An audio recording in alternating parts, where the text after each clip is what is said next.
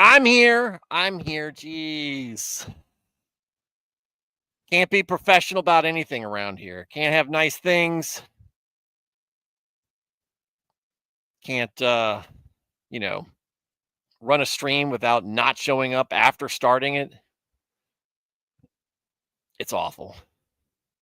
It's awful. I'm sorry you guys have to endure this, but is what it is. So wasn't here Tuesday. Well, let's get through the introductions. How is everybody doing? Welcome to the show. This is a Flawed Man of God. This is a very casual layperson live stream where we talk about different things and how they relate to our faith.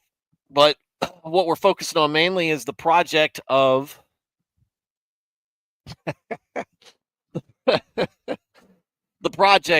reading through the Bible from Genesis to Revelation, a couple chapters at a time. Whenever we're able to get here and meet, and yeah, we're just talking about it, giving reactions, thoughts, and this is not a scholarly stream unless you show up and you happen to be one and that's what you want to offer to the stream. I am not. Okay, that's your full disclaimer on things. As the as the person who runs the channel, as the guy in charge, I guess. Um, I'm not an expert, right? I'm not a I'm not a biblical scholar, not a pastor. Haven't been to seminary, any of those things. I'm a layperson. What I know is being a Christian all my life, 42 years. I'm a non-denominational Protestant, and this is a stream really that's not exclusive to any particular denomination. We do affirm the Trinity here, so that's going to be a big stumbling block for anybody here who doesn't. So might make the Mormons or the Jehovah's Witnesses a little uncomfortable. But this is a lay person stream. It's relaxed. It's casual. It's here for you to talk about what we're reading and your reaction to it. How does it make you feel? What is it saying to you? And kind of hearing what we're all how we're all kind of digesting what we're reading. And right now we're in the book of Isaiah, which is a great book. Great book, full of prophecy, full of judgment, full of plenty of foreshadowing and predictions of the coming of Jesus Christ, the Messiah, and the proof that Jesus is the Messiah. He is God. But we'll get more into that later. For you guys, just as the introduction continues, just settle in. Don't be afraid to get in the chat. We got a great group of folks who are part of this chat. Want you to be part of it as well. You're part of the show that way, okay? And the things that you have to say will have some effect on where the conversation goes. So don't be afraid to get in there and type. We're a very small group, so if you put something in there, promise you I'll see it, and I can't promise. Sometimes I do skip over things, but I will react to it. Probably read it, even if you've got a question and I don't have the answer to it for it. I don't have the answer to your question, which is not difficult to do. We'll at least talk about it. Maybe we can point you in the right direction. How's everybody doing? I was so what? Monday we streamed. Tuesday I was at a minor league game. Wednesday, just me and the wife having one of our friends over, chilling at the fire outside. I smoked a nice cigar, and the kids played. And by the time we were done, it was like 8:35. So I'm like, or no, actually closer to 9. But I remember looking down at my phone, and I was like, not streaming tonight, just relaxing. Make sure you guys make time for your friends, that you're intentional about that, especially when they're friends who are close to you in faith. And that's what these friends are to me, and that's why they mean so much, not just in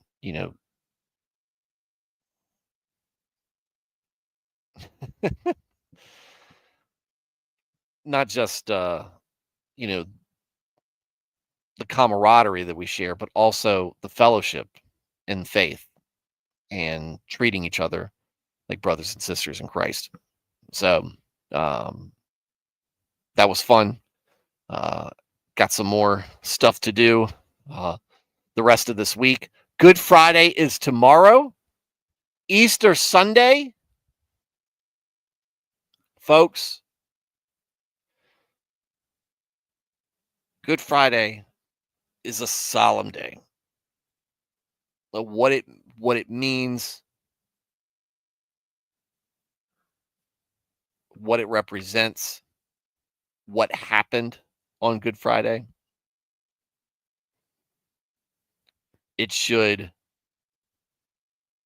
weigh heavy on us with guilt, remorse.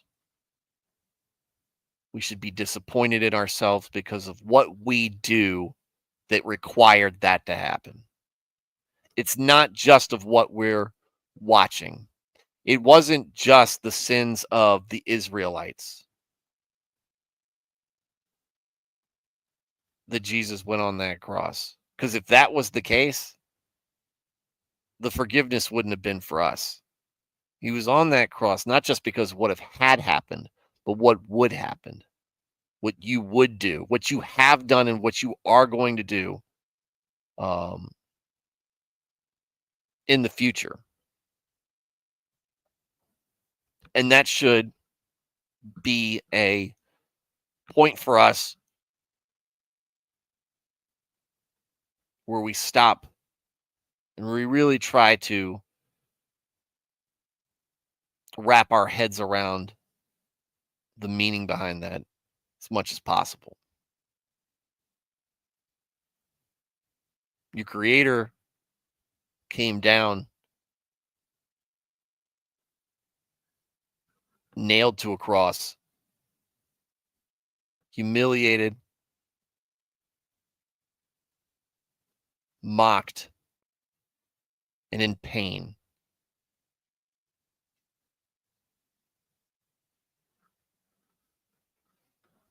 For you, for me, for people, for our ancestors, for our descendants.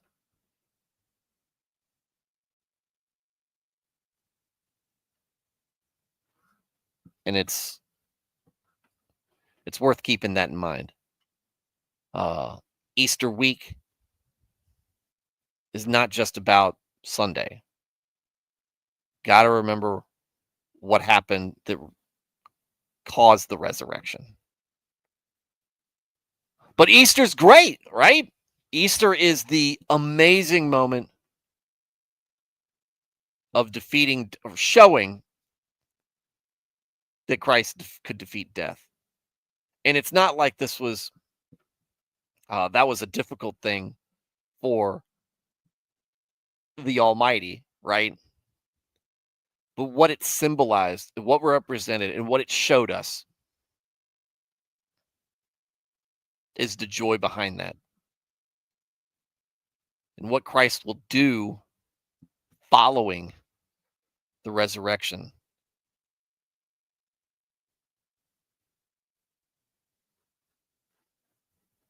is a big part of us spreading the good news and the gospel as Christians. Part of what this stream here does. It's always the thing that we can point at and be like, look, if the prophecy didn't convince you, if the miracles didn't convince you, if the signs didn't convince you, maybe defeating death will.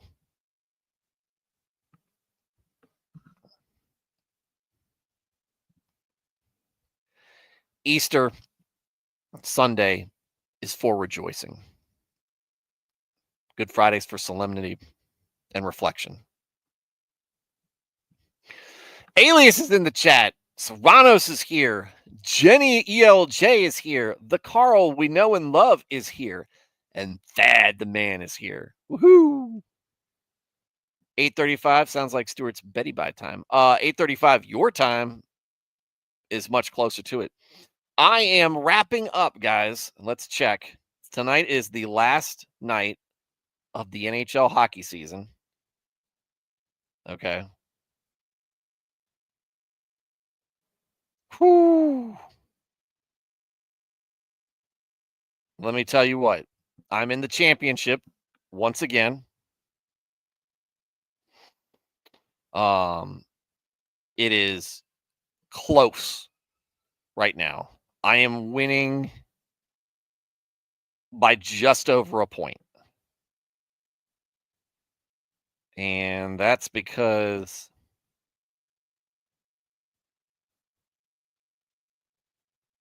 I'll tell you what, I'm going to be in big trouble if this guy gets a shutout. Right now, the score is 340.54, which is me, to 339.11, which is him. And he's got a late game. So I'm probably going to drop. I'm probably going to lose. And look, man. If you want to be the man, you got to beat the man. Right now, I'm the man, but looks like I'm headed for a fall. But hey, second place ain't that bad. Sports ball is correct. Welcome, sir. Welcome, Alex. Welcome, Nico. Serrano says the aliens being weak to water on a planet 70% water is what convinced me that M. Night Shyamalan was a hack. That is the worst movie I ever went to see in a theater. It's one of the worst movies I've ever seen. Signs was terrible.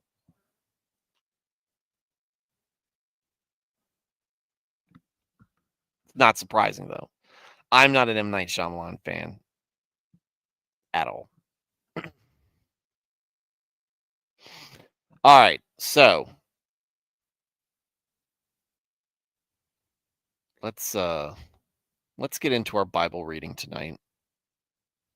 One moment.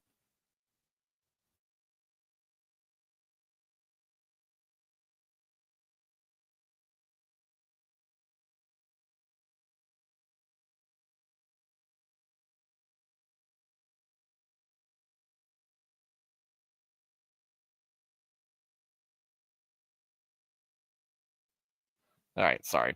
Give my son a warning before bed.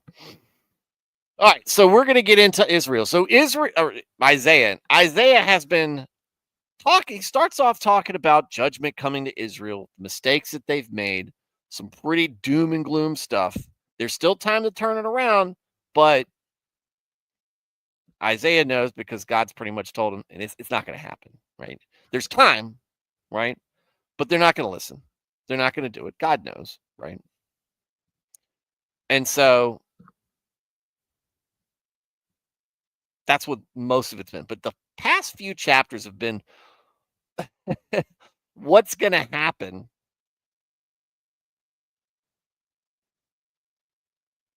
to the people and to the army that comes in and punishes Israel. They're going to get smashed and basically not really genocided, but their whole civilization's going to fall. They're going to get conquered. So Israel sitting there, right, city on a hill, but full of stupidity and degeneracy. Babylon's going to come in, beat them up, humiliate them, and such. What's going to happen afterwards? Well, the Persians are going to come in, and they're going to wipe out the Babylonians and conquer them. All this happens. Isaiah says it's going to happen. It ends up happening.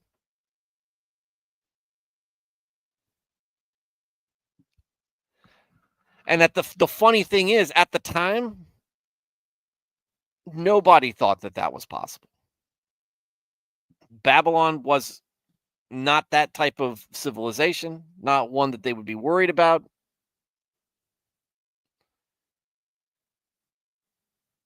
And yet here that this is what happens.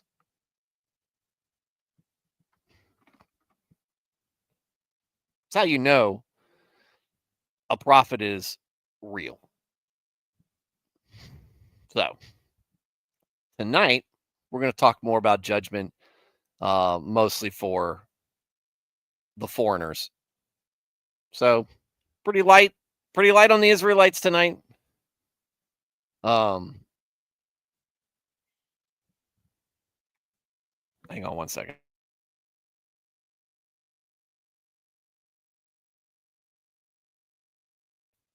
So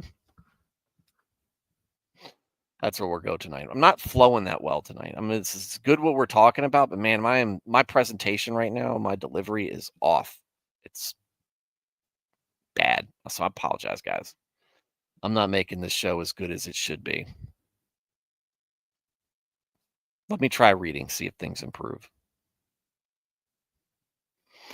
Chapter 14, Isaiah, Israel's taunt. For the Lord will have compassion on Jacob, the captives in Babylon, and will again choose Israel and will settle them in their own land. Foreigners, Gentiles, will join them as proselytes and will attach themselves to the house of Jacob, Israel. The peoples will take them along and bring them to their own place, Judea, and the house of Israel will possess them as an inheritance in the land of the Lord as male and female servants. And they will take captive those whose captives they have been, and they will rule over their former oppressors. And it will be in the day when the Lord gives you rest from your pain and turmoil and from the harsh service in which you have been enslaved, that you will take up this taunt against the king of Babylon and say, how the oppressor has ceased his insolence, and how the fury has ceased. The Lord has broken the staff of the wicked, the scepter of the tyrant rulers, which used to strike to peoples and which you hold on. Let me reread this because they put a break in there, and I don't know why. The Lord has broken the staff of the wicked, the scepter of the tyrant rulers, who used to strike the people in anger with incessant blows, which subdued and ruled the nations in wrath with unrelenting persecution. The whole earth is at rest and is quiet. They break into shouts of joy. Even the cypress trees rejoice over you, kings of Babylon, even the cedars of Lebanon, saying, since you were laid low, no woodcutter comes up against us. Sheol below you is excited about you. I'm so excited about you to meet you when you come. Man, it's not just me, right? This is very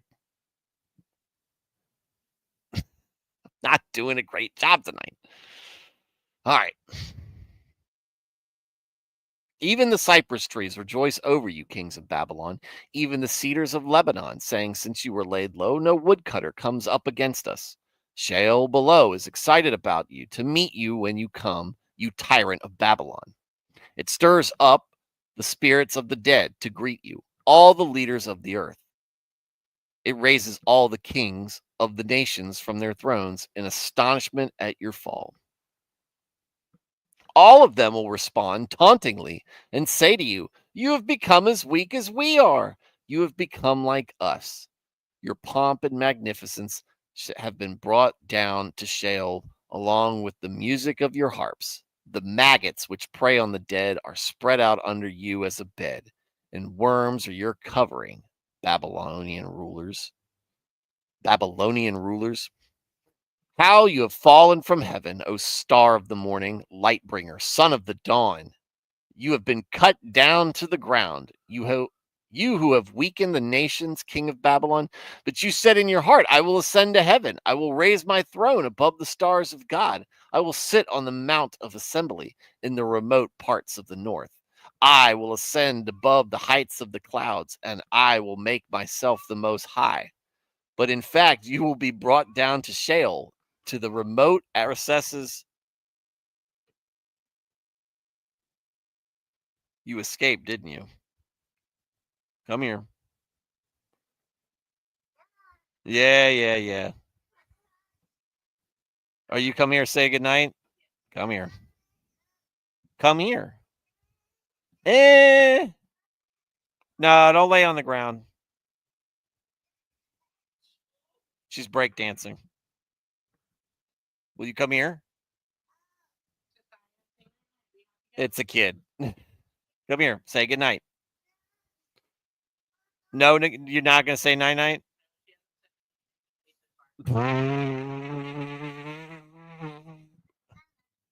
Mama, can you give me a kiss?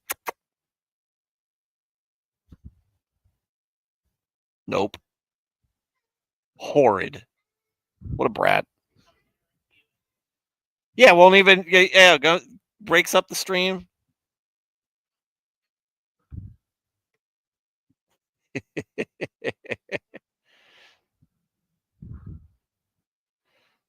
So that was my youngest. Escaped, came up the stairs, which she usually does to say goodnight. Sounds like a paddling. No, it sounds like it's going to bedtime. And she's up late because she had a very long nap today.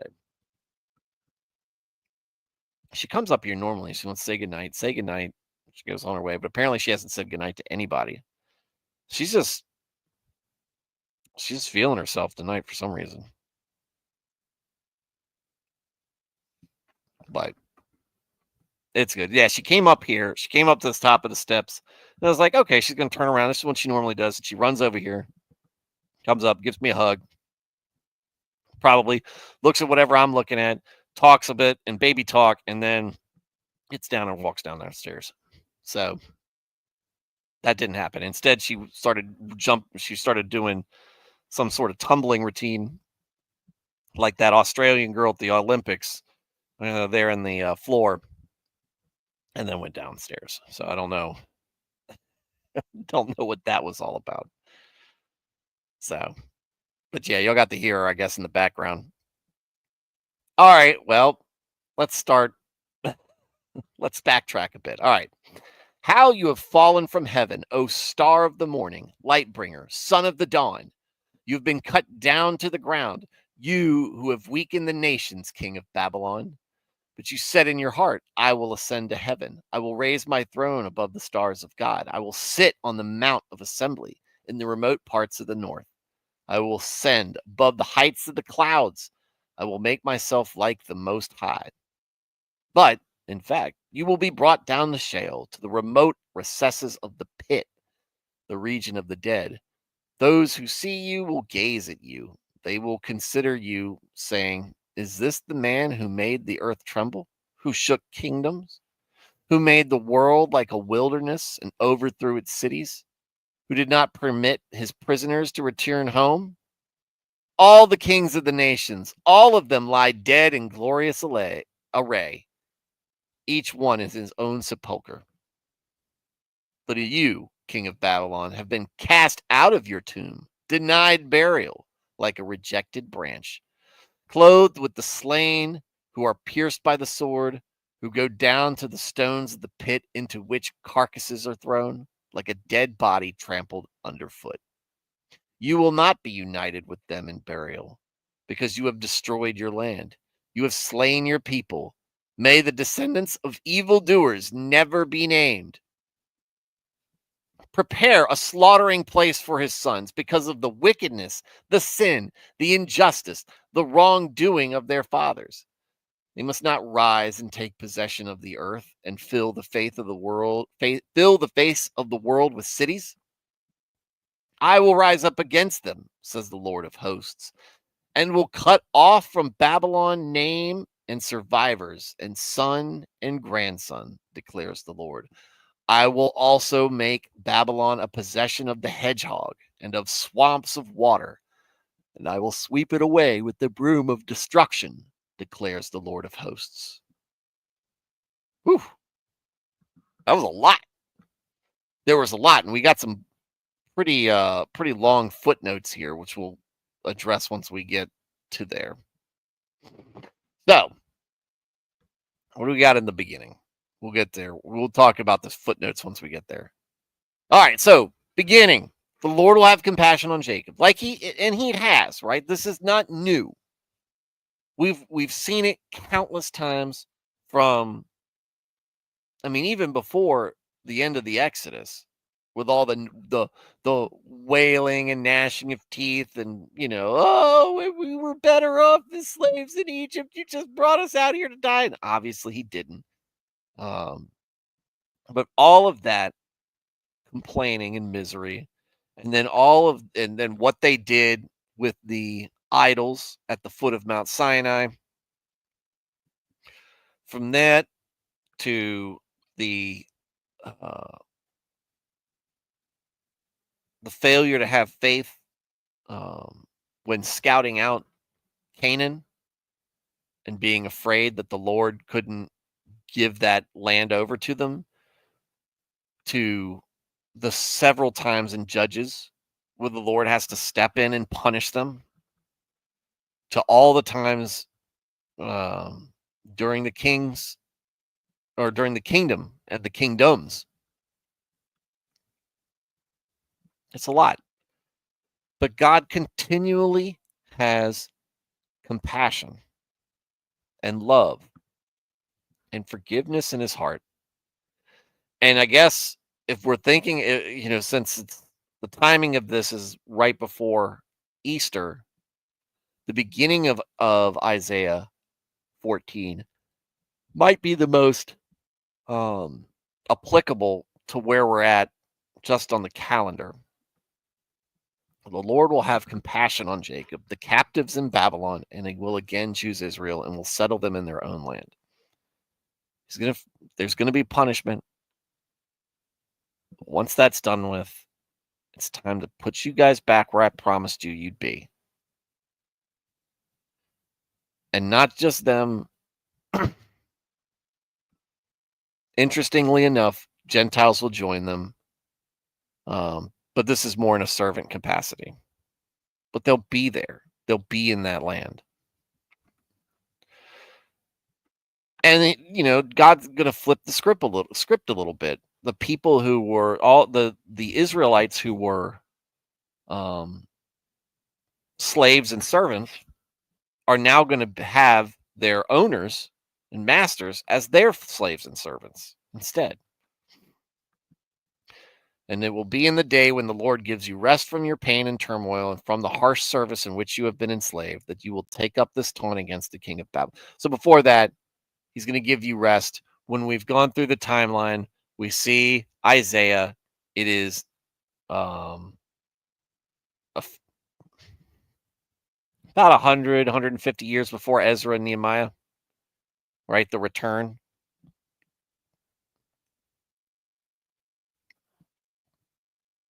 But that's what they're talking about. The remnant returning, right? And then it's going to be, and then you're going to make fun of Babylon, how the oppressor has ceased in his insolence. God broke his weapons, the scepter, the power that he had over others. Everybody's going to celebrate, right? Everybody's peacocking around the Babylonians, the cypress, even the trees, the cedars of Lebanon. Lebanon is famous for its cedars. Since you were late, no woodcutter comes up the. Everything's great now that Babylon is gone. That's what everybody's going to be saying. And then here, Sheol below is excited about you to meet you when you come, you tyrant of Babylon. And here's where we get close to the double meaning. When we talk about the dead, the land of the dead, kind of welcoming the king of Babylon or the rulers of Babylon. And then we get a very interesting part in verse 12 How you have fallen from heaven, O star of the morning, light bringer, son of the dawn. You have been cut down to the ground, you who have weakened the nations. And then King of Babylon. But you said in your heart, I will ascend to heaven. I will raise my throne above the stars of God. I will sit on the mount of assembly in the remote parts of the north.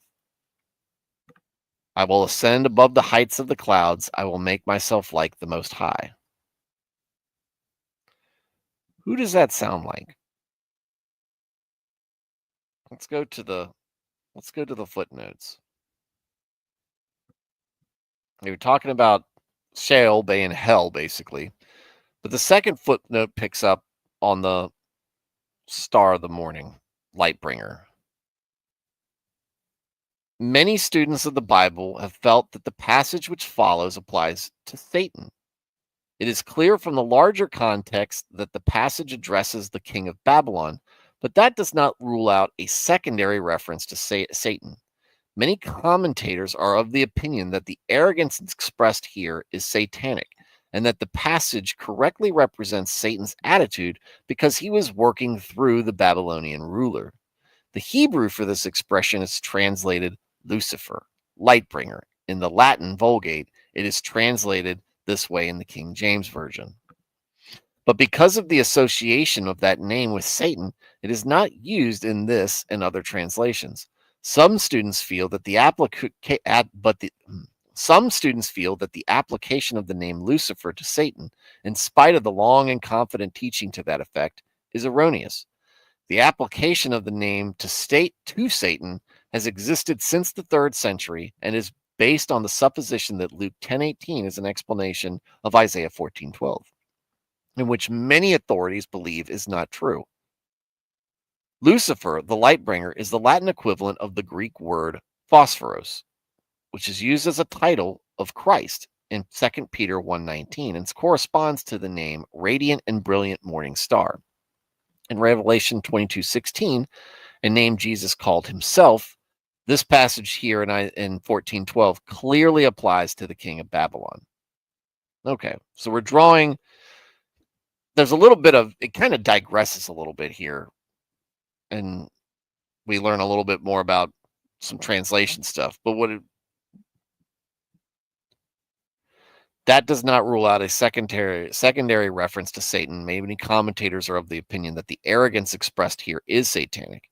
And look, truly, what was going on in Babylon, like what was going on in Canaan and Moab and all these other places, Assyria, was satanic. The worship of demons, the worship of perhaps Satan himself, Baal, Asherah, those things, right? Molech.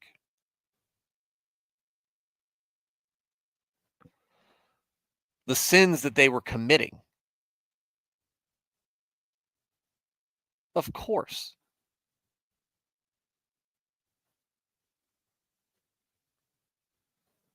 And with Babylon, you have a civilization thriving on this. And now it has been brought low. And everybody's happy about it. Because it's a lot easier in some cases to think about, the sacrifices and the rituals and the sexual sins and everything.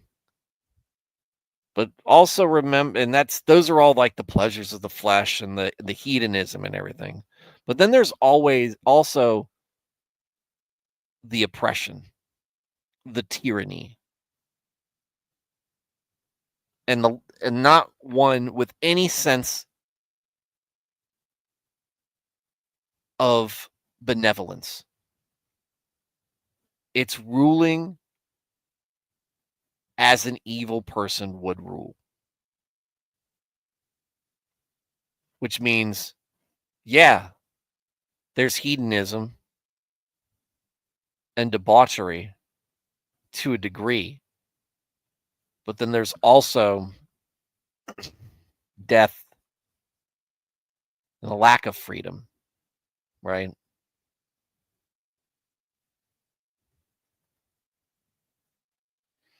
You're forced to be addicted to those things. You're compelled in that way. And when you're not doing that, you're serving them. And if for any reason you displease them, you're either killed or tortured or something to that degree. It's not a society that's based on virtue, righteousness. It's the opposite of that. Now this kind of applies today. What are you going to choose? Are you going to choose to follow Christ, which is it is a monarchy? We're not gonna try to discuss and break down the Trinity, but look, it's God's rule. Heaven is not a libertarian paradise. It is a place without sin. It is a place where we can live with peace and justice and love and all the things that God deems good. Now you can get behind that. You can work to have that in your own life and how you conduct yourself. And that to me is what faith is. It's not just the believing in that Jesus does exist, that he is God. But it's the faith that what God stands for is right, and wanting that for yourself and for all of God's creations. That's faith. Even the word, they said, even Satan believes.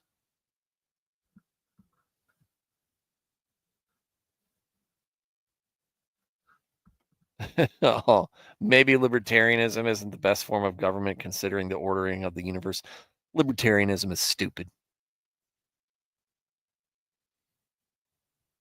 It's adults not realizing that in the broader sense, they're children.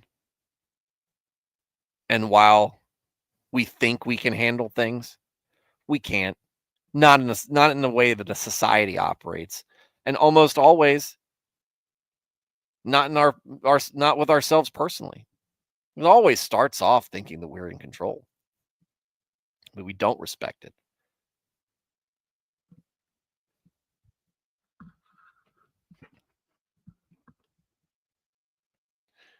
And so the other side of this benevolent, and righteous society is what you get with Babylon and others like it. It feels good, maybe,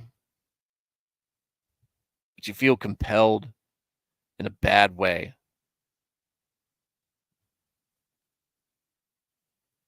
And at the end, you're just meant to be consumed. You're not meant to thrive. And you're nothing to them other than something for Satan to thumb his nose at, at God over because you fell and didn't want to be what God called for you to be.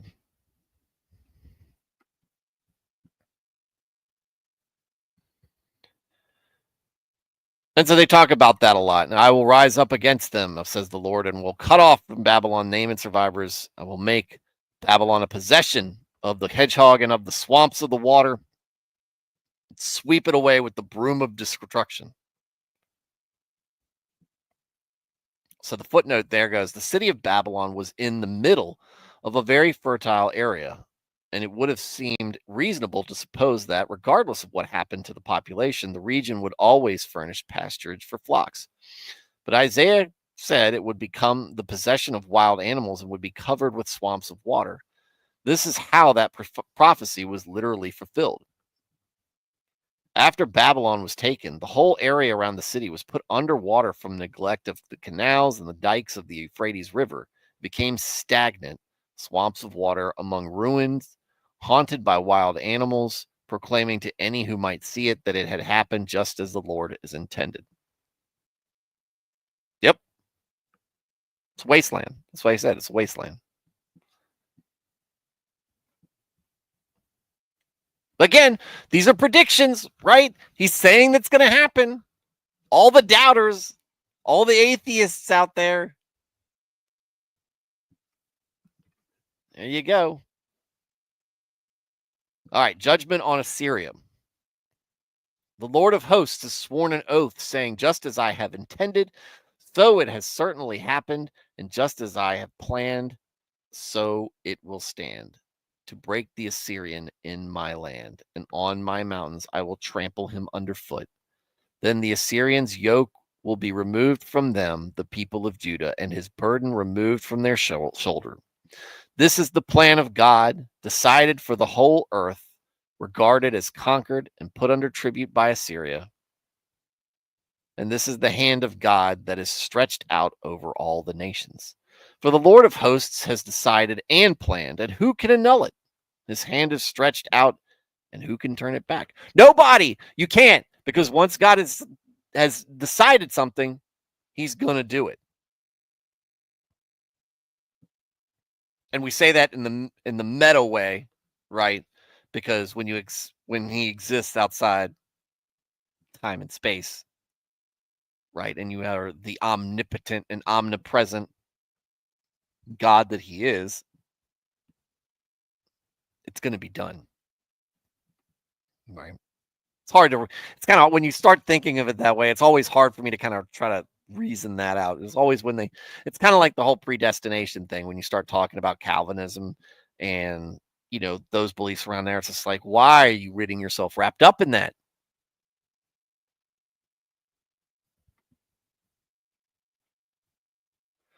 The footnote there said the prophecy against Assyria had actually by this time already been fulfilled, but Isaiah attached it to the as yet unfulfilled prophecy against Babylon as a pledge or guarantee of the fulfillment of the latter.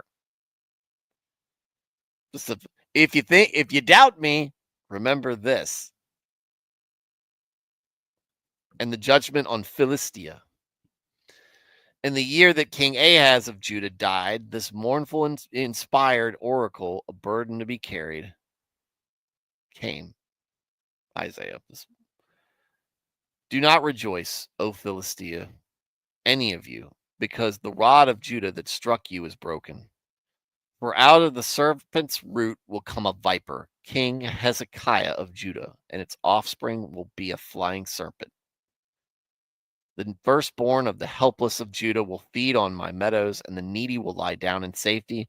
But I will kill your root with famine, and your survivors will be put to death. Howl at the gate. Cry, O city.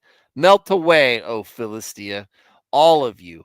For smoke comes out of the north, and there is no straggler in his ranks, and no one stands detached in Hezekiah's battalions.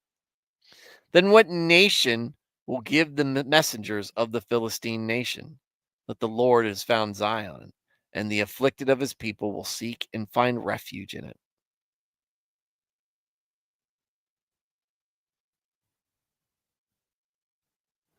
What is that for? 28. Oh, a burden to be carried means it's an urgent message the prophet is under compulsion to proclaim. Yeah. And this is the warning, right? For out of the serpent's root will come a viper. It's supposed to be King Hezekiah. Oh, you think it's great that Ahaz is dead. Well, guess what? Somebody else is coming. And he's going to be, they say, off a flying serpent. I think of like a dragon or something like that. Or a pterodactyl. No, think of like a dragon. And basically, it's just like Judah will be healed and protected, and you will suffer.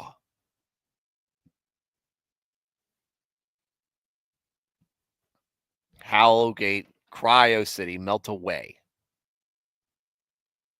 And nobody's going to protect you from Hezekiah's army. God invented facts don't care about your feelings.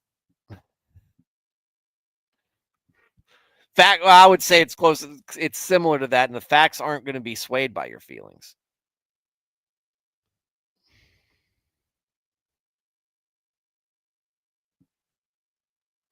All right, 15. I think 15's got 15's kind of short. Before we get in there, let's do a score check.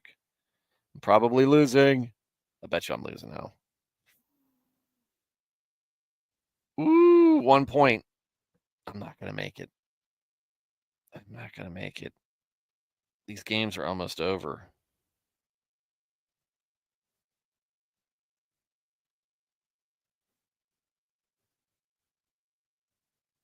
Whoa.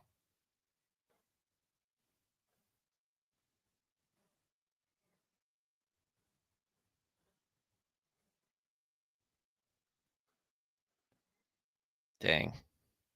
I should have picked him up. Oh, well. Thought about it. It's my loss. All right.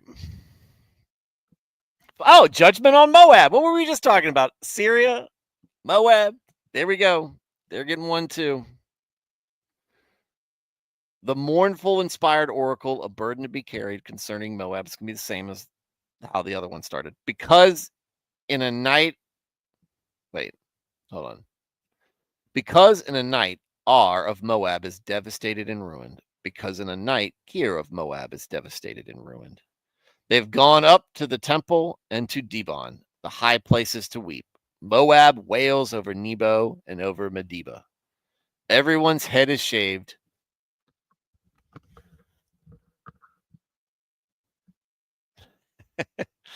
Everyone's head is shaved, and every beard. I'm not doing that, guys. Everyone's beard is. Sorry, hold on. Everyone's head is shaved, and every beard is cut off in mourning. In their streets, they have wrapped themselves with sackcloth, and on their flat housetops and in their open squares, everyone is wailing, dissolved in tears. Heshbon and Eliale, or Eliel, cities claimed by Moab, cry out. Their voices heard as far as Jahaz. Therefore, the armed men of Moab cry out. Moab's soul trembles with him. My heart cries out for Moab. His fugitives are fleeing as far as Zor and Eglath.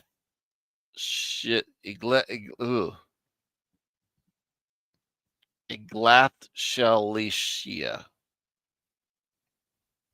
Eglath Shalisha.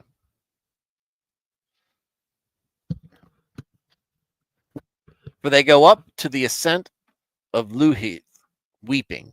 For on the road to. Man, it's like I'm in Leviticus and Numbers again. For they go up the ascent of Luhith, weeping. For on the road to Horonaim, they raise a cry of distress over their destruction. For the waters of Nimrin are desolate. Indeed, the grass is withered, and new growth dies. There is no green thing. Therefore, the abundance which they have acquired and stored away, they carry off over the brook of the willows. For the cry of distress is echoed around the territory of Moab. The wailing goes as far as Eglaim, and the mournful cry to Beer Elim. For the waters of Dimon are full of blood. Yet I will bring even more woes on Dimon, a lion upon those of Moab who escape, and upon the remnant of the land. Not much to add here, other than bad things are happening basically to everyone involved. I mean, the Israelites are coming out of it better because they're being restored, but they're still going through all of this. The Israelites from Israel and the Israelites from Judah. They're getting their punishment. They're taking it hard. But they're not the only ones. Babylon's going to get it. Assyria's going to get it. The Philistines are going to get it. And Moab's getting it. No one's being spared in this area. Because God's like, yeah, Israelites have been doing awful things. But guess what? So have all of you too. And y'all are all here by my tolerance. And the evil things you have been doing have tempted Israel. What's going on, Matt? So y'all are complicit in Israel's temptation, in Israel's sin. And y'all are going to share in some of that beatdown. And it's a lot of what we see here is a lot of mourning.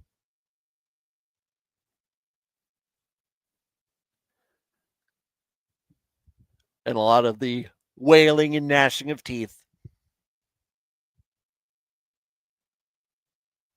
A lot of tragedy. How could this been avoided? Well, think about it kind of in the reverse. Israel was part of the reason Israel is supposed to be, or part of the intention behind what Israel is supposed to stand for and the covenant seems to be, if you read kind of what God says, even in Isaiah, but also in other parts of the Bible, Israel, the covenant with Israel is more than just, God promised this to Abraham and Abraham was faithful. So, God's doing this thing. There's a plan behind that. And we know this because now we're Gentiles as part of the plan. But Israel was supposed to stand as a united nation, exuding the virtues of righteousness, an obedient society, a godly society, and one that enjoyed the Lord's favor because of that. But at this point, what do we have? Well, let's go back a little bit. Because of Israel doing this, Israel's going to set the example, right? If they are this united, godly, obedient, blessed nation, they're going to be an example for other societies to follow. Now, whether they will or not is a different story. But it's like this is what the Israelites get. Maybe you should consider what God can do for you if you emulate this. Now, I'm not saying that that's definitely the case, but it definitely sounds that way to me. But what we end up getting is an Israel that is now two nations. So it's not a united nation. It is not maintaining the commandments, so it's not obedient. They are worshiping false gods. So they are not loving God. They're not honoring him. They're not being righteous. They have instead of being an example to other nations, they have instead been influenced by those nations. Everybody's got some fault here. And God's angry.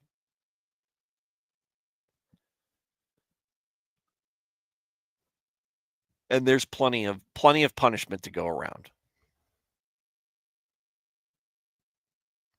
And that's what it sounds like when you're reading through here. It's like, yeah, God's pretty angry, and these guys aren't innocent by any ways. You might think to yourself, well, these guys aren't in the covenant. They're just doing their thing. Well, they're still doing the wrong thing. They're still doing evil.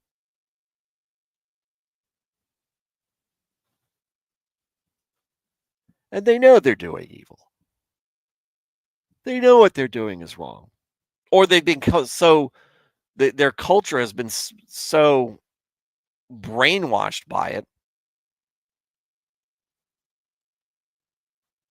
that they're lost.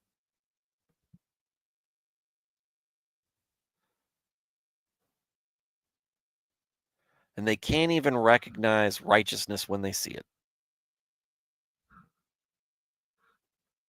Bad things are happening.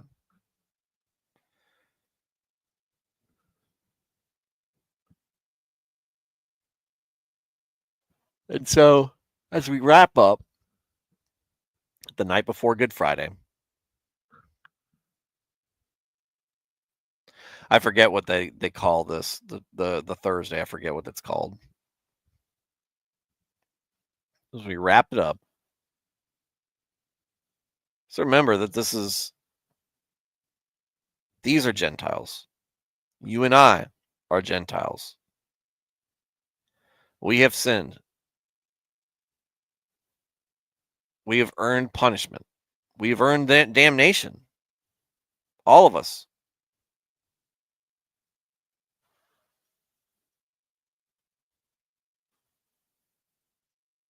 God gives us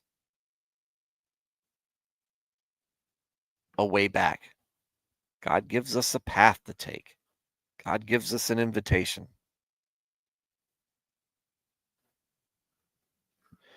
Oh, y'all are going to make me now. I'm just out of the principle of it. I now have to do it.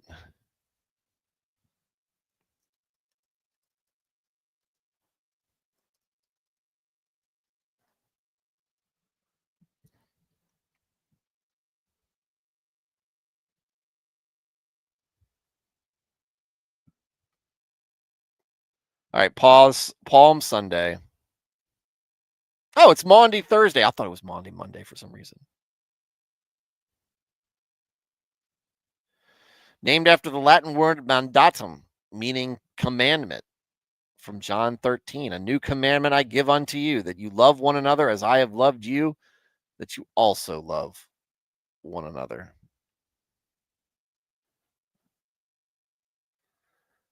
Have a great Easter, Jenny.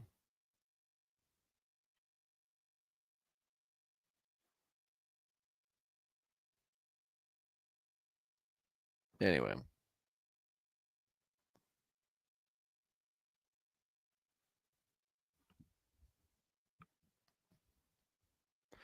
But that's a good reminder here. Where's my dick on it? Where'd it go? That's not right. There we go. All right. It's an important thing to remember. We're not perfect.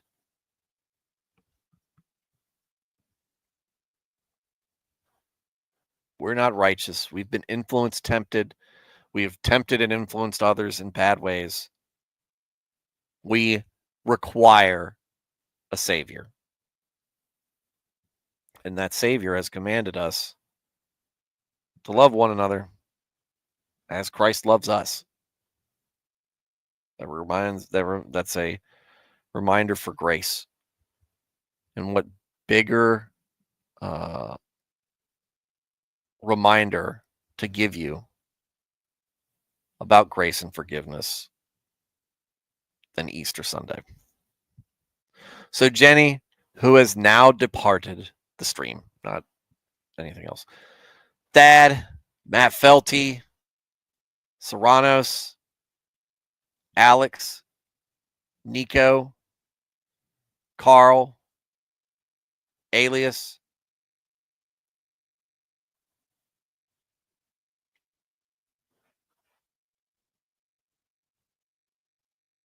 thanks for being part of the show. Y'all are amazing people. You're all regulars. I love hearing what y'all have to say. And I appreciate you guys coming here and celebrating and taking part in this and making this show what it is. And to everybody who's watching and isn't part of the chat, that's okay. I'm hoping you guys are doing great as well. I want to hear from you, but I understand why there are reasons why you might not.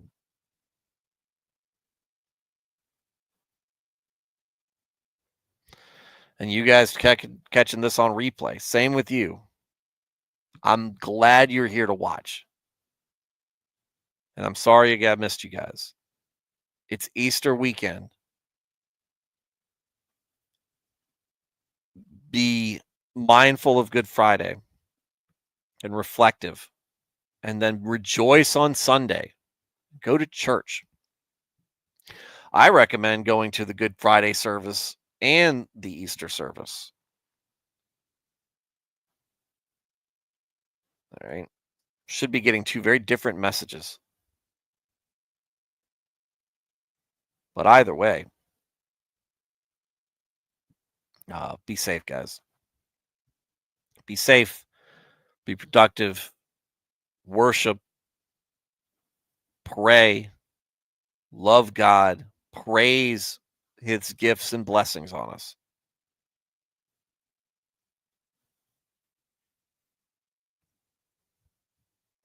Have a good night and a good weekend. Give a good Friday and an amazing Easter. And God bless.